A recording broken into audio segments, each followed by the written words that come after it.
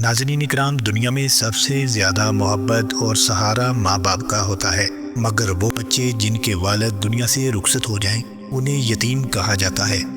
دین اسلام میں یتیموں کی خدمت اور ان سے حسن سلوک کی کتنی بڑی فضیلت ہے، یہ سن کر آپ کے دل کو بھی سکون ملے گا۔ آئیے سنتے ہیں نبی کریم صلی اللہ علیہ وآلہ وسلم کے وہ مبارک فرامین جو یتیم کی دلجوئی کے بارے میں ہیں۔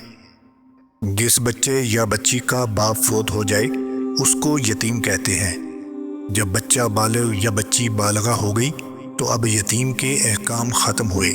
یتیموں کے ساتھ حسن سلوک کا بھی بڑا ثواب ہے۔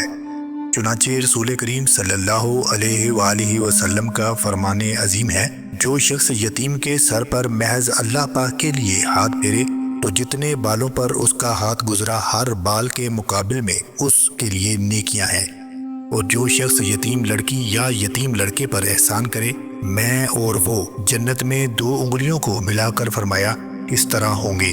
حضور پاک صلی اللہ علیہ وآلہ وسلم نے فرمایا، لڑکا یتیم ہو تو اس کے سر پر ہاتھ پھیرنے میں آگے کی طرف لے آئے، اور بچے کا باپ ہو تو ہاتھ پھیرنے میں گردن کی طرف لے جائے۔ پیارے دوستو، یتیم بچے کا دکھ بانٹنا صرف نیکی نہیں بلکہ جنت کا راستہ ہے۔